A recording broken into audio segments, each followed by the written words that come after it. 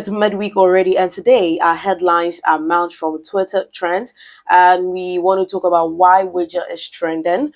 Students, not criminals, and a lot more trending on Twitter this morning, especially Blacko. Why Blacko is trending.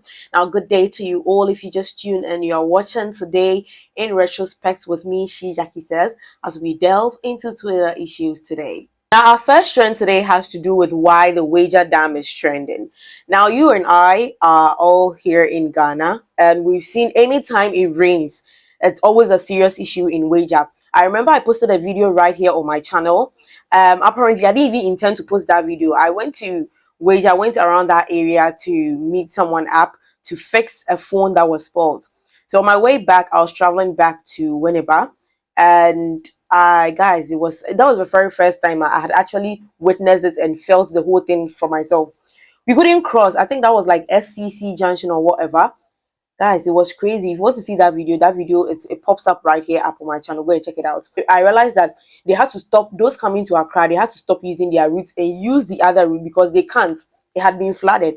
And this is something that has been going on for a very long time. Every time, anytime it rains, now there is water. Now, there was a spillage on the Weija Dam, and they are trying to say that it's because of the spillage. That is why it's causing other areas in Weija, the Weija, Tetegu, and other places to get flooded. And when this issue came up, people are trying to blame the government this, the government that. But my question is, if the government comes right now and say that, okay, so this place is waterlogged, we are pushing you all out for us to just now, in fact, why would you live? The question is, why would you live in a waterlogged area? Why would you live in a waterlogged area? The whole point is they actually know. I'm not trying to say something for the government or anything. You know how neutral I could be. I'm not saying something for the government. Sometimes when I see people living in flooded areas, I ask myself, when they were going to buy land, didn't they know that the place was flooded? Apparently, probably they knew, but maybe the land was probably sold to them at a cheaper price. That is why they took it.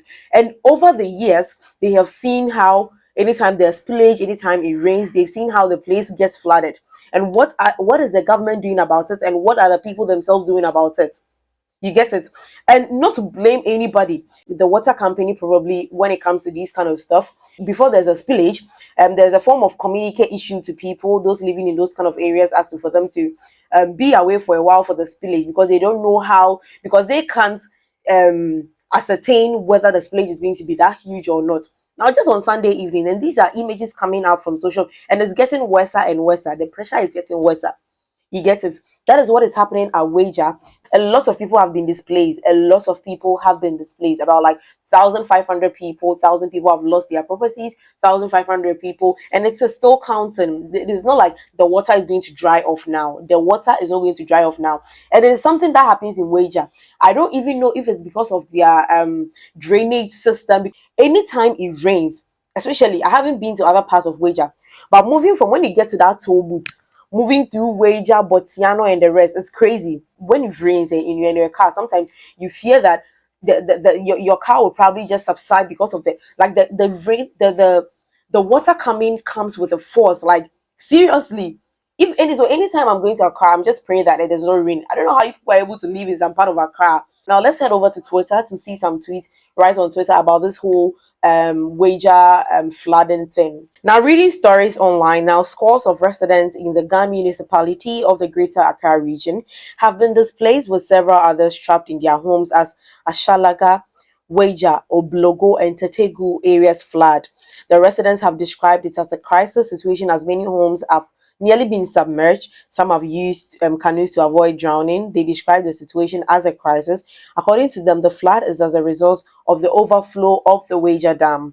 According to a resident, he's saying that this stretches from the Weija Dam. We heard that there was an overflow at Insawam, and anytime this incident happened, those around Weija, Oblogo, Tetegu are the victims, because there would be a flood, definitely. Most properties have been washed away, and I think right now they need the help of NADMO. Yes, so I think today, this morning at dawn, and last night, NADMO had been helping the residents who have been affected by these spillage and the flooding in their areas. So that is what is happening now. What is the way forward? And this is something that always happens. It's not this situation isn't new to us as Ghanaians. and especially those living in those areas. You heard from what the residents is saying that definitely there's going to be a flood, because anytime there is that, there is going to be a flood, and it's something that they are used to. So are you going to sit down and wait for your properties to be spoiled for you to tell the government that the government has done this and the government has done that? Sometimes we just have to take things into our hands. The whole point is, you went when you were going to buy that land. Obviously, what would, if the government comes right now and tell you that, okay, the government is coming to take you away from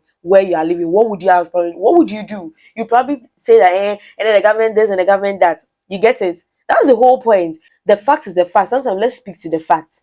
That is, let's speak to the fact. Flood literally, it's not only in Ghana, even in sometimes in developed areas outside European countries today, it's flooding. But the whole point is, what are we doing about it? We keep talking about it day in and day out. Are we going to wait for people to be losing their properties? Are we going to wait for people to be dying before we get solutions to this problem?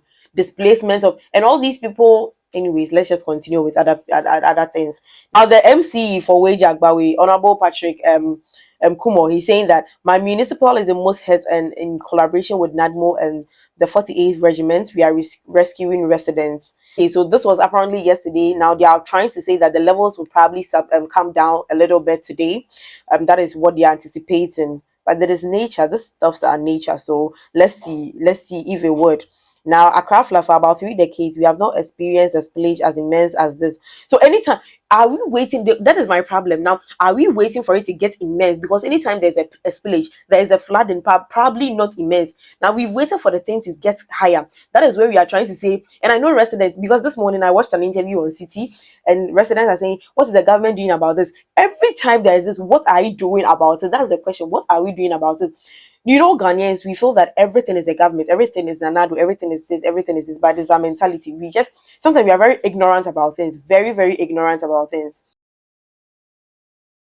Saying that, okay, so those homeowners fought tooth and nail from late 90s and early 2000s against local government and Ghana Water Company so they can build in the River Densu floodplain at the Weija Dam catchment area. This is what this person is saying. Now, these people around this, that's what I was trying to say. Now, this is where I'm getting my background story from. That this is a place where probably when you were going for the government, the government just wanted to let you people leave, just displace you, because this place is not a good place for you guys to settle. And you fought tooth and nail and this and this, and the government doesn't. That's how we are. You get it? If the government is trying to relocate people to do something, the government is the government that, and look at what has happened. I haven't heard of any death, yes, but where are people going to sleep? Where are they going to sleep? Their properties, everything. People, some of them might probably have to start from the scratch because everything is sports. And that is the country that we are living in right now. That is about the Weija Dam. This is why Weija is trending. Having they warn residents continuously that the place is flood prone, I'm pretty sure they have done that. As I said earlier, we refuse to accept. I can understand that it's been, but these new ones, I know people are saying that these new ones are like huge and immense. But the whole point is we want it to become bigger before we accept the truth. But the truth is the place is flood prone. That's what we want. Anyways, let's move to other stories. You know, the whole Katanga issue during the protests, the clashes and all that, where their celebration week had to be halted and a lot more. So students have been arrested in the examination hall during their examination. They've been arrested at the examination centers. They sent a communique to the educational minister that these students are not criminals. They are trying to just be the mouthpiece of students, and they have issues with their vice chancellor and a whole lot more. Now, the whole background, I can't probably just give a whole background to the whole KNUST, the Katanga issue, but you might probably have heard of it because that time I wasn't doing today in retrospect, but a quick background was when the clashes, we all heard of it. What more happening? It looks like someone saying it looks like we've all forgotten about the arrest of some students at KNUST who were arrested after Katanga Conti clashes. Now, 3 more were arrested for when they were sitting for their exams. Now, examination. Like, we could simply be sympathetic with them and wait for them to finish their exam. But I'm pretty sure that they were just timing them, and wait, because probably they were nowhere to be found. And the place you can never find a student is an examination where they were actually denied bail. Yes, a lot of them were denied bail, and this is very serious. I know what the gravity of the crime that he committed is something is like inciting the students against the authority of the university. It's quite serious. So that is why students, not criminals, are trending. I have Blacko trending this morning. You know, Blacko didn't win the BET. He was nominated. We were all happy. If you don't know Blacko, Blacko is Black Sherif. Black Sherif, Blacko, still the same thing. He's popularly known for a lot of his songs, his hit songs. Sad Boys in the House. Black Sherif was nominated for the BET Hip Hop Award, but actually the nomination, in fact, alone, for me, the nomination alone is enough, because this is someone who just came out recently, even though he had been underground for some time. But after he shot up in the limelight, he's been bringing hit after hit, and we just love Blacko. That's the whole point. We just love Blacko. But the whole point is, you know, these people, that's why people that start songs are not going to get to them. Blacko is like a whole gem. With this, we I think it's Africa. It's like Africa to the World initiative that probably a lot of people might not get. But anyways, Blacko didn't make it. He didn't win the international best international flow. He was in the category with. When I saw Centrasi, I was like, "Eesh, like this guy is good when it comes to his flow." We had Javier Mighty from Canada, Nux from UK, Lil Juice from France, Nadia Nakai from Zambia, Tasha and Tracy from Brazil. But the winner was from France, who is Benjamin Epps. He won the best international flow. He was the winner.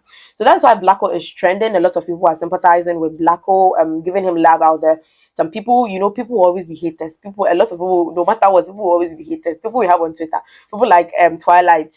A lot of people on Twitter are definitely going to say hateful things about Blacko not winning the best international flow. And we also saw a tweet from Sarkodie also trying to say that Blacko is like a year on its own. You get it? So basically, that is why all these are trending. And another, our last Twitter trend is from the whole Galamsey Wahala happening this week. Now we are all here in Ghana where we are saying I shall want this, I shall want that, in one and whatever.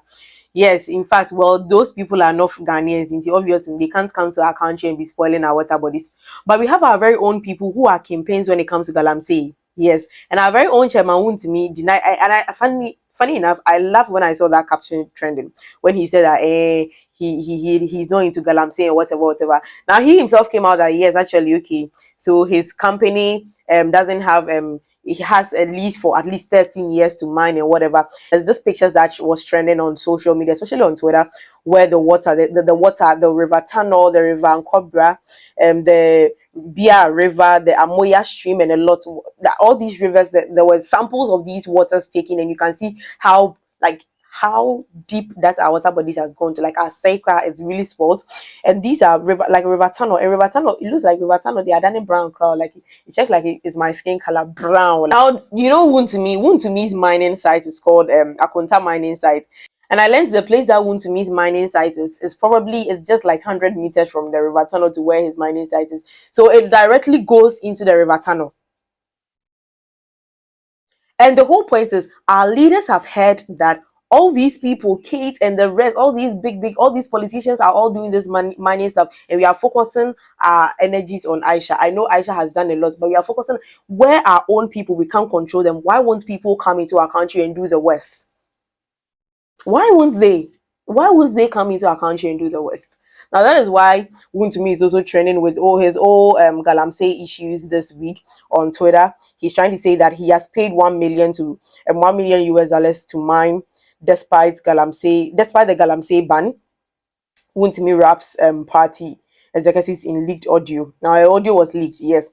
And Chairman Wontumi, he said I made $1 million a day from Galamsey. Our river bodies are like, actually, so when you are traveling, you see the river Pra, the tunnel and everything, like wow, these rivers used to be very neat. When you have satellite footage, you realize there's a vast difference. So basically, these are all the Twitter trends that are trending in Ghana, especially from yesterday till today. A lot more are trending there. I'll be on your screens again to address them. And that is all for today in retrospect. The name still remains Shejackiesays. Peace, and I am out.